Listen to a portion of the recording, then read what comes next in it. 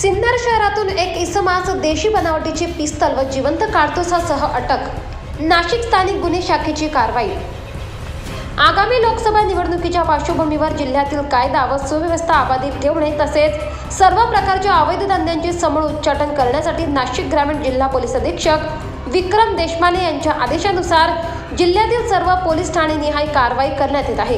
त्या अनुषंगाने स्थानिक गुन्हे शाखेच्या पथकाने दिनांक 7 फेब्रुवारी 2024 रोजी सिन्नर शहरातील आणखी एका इसमावर अवैध शस्त्र बाळगल्याप्रकरणी कारवाई केली आहे.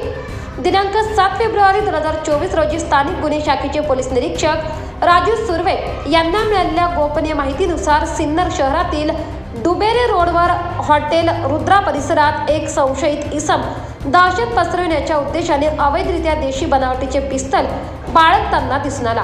त्यानुसार स्थानिक गुन्हे शाखेच्या पथकाने सिन्नर ते डुबेरे रोडवर हॉटेल रुद्रा परिसरात सापळा रचून संशयित नामे ज्ञानेश्वर उर्फ निलेश रामभाऊ शिंदे वय 43 वर्षे राहणार ढोकी फाटा काळेमळा सिन्नर तालुका सिन्नर जिल्हा नाशिक यास पाठलाग करून ताब्यात घेतले.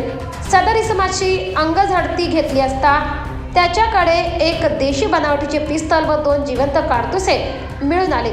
सदर संशयित आरोपी हा विनापरवाना बेकायदेशीररित्या घातक अग्निशस्त्र बाळगताना मिळून आला असून त्याच्या विरुद्ध सिन्नर पोलीस स्टेशन येथे गुन्हा रजिस्टर नंबर 166/2024 भारतीय हत्यार कायदा कलम 325 प्रमाणे गुन्हा दाखल करण्यात आला आहे. यातील ताब्यात घेतलेला ज्ञानेश्वर उर्फ निलेश रामभाऊ शिंदे हा सराईत गुन्हेगार असून त्याच्यावर यापूर्वी विविध प्रकारचे गुन्हे दाखल आहेत. स्थानिक गुन्हे शाखेच्या पथकाने गेल्या 4 दिवसांपूर्वी देखील सिन्नर शहरातील हॉटेल शाहू परिसरातून अवैधरित्या अग्निशस्त्र बाळगणाऱ्या इसमास ताब्यात घेऊन कारवाई केली होती.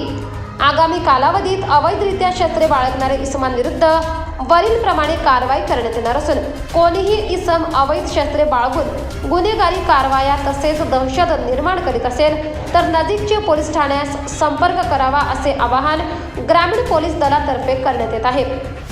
नाशिक ग्रामीण जिल्हा पोलीस अधीक्षक विक्रम देशमाने, अप्पर पोलीस अधीक्षक नाशिक ग्रामीण आदित्य मेटखेलकर यांचे मार्गदर्शन व सूचनांप्रमाणे स्थानिक गुन्हे शाखेचे पोलीस निरीक्षक राजू सुर्वे, सहाय्यक पोलीस निरीक्षक गणेश शिंदे, पोलीस हवालदार नवनाथ सानप, चेतन संवत्सकर, पोलीस कॉन्स्टेबल विनोद टिळे, गिरीश बागुल, हेमंत गिलबिले, प्रदीप बहिरम यांच्या पथकाने सदर कारवाई केली आहे.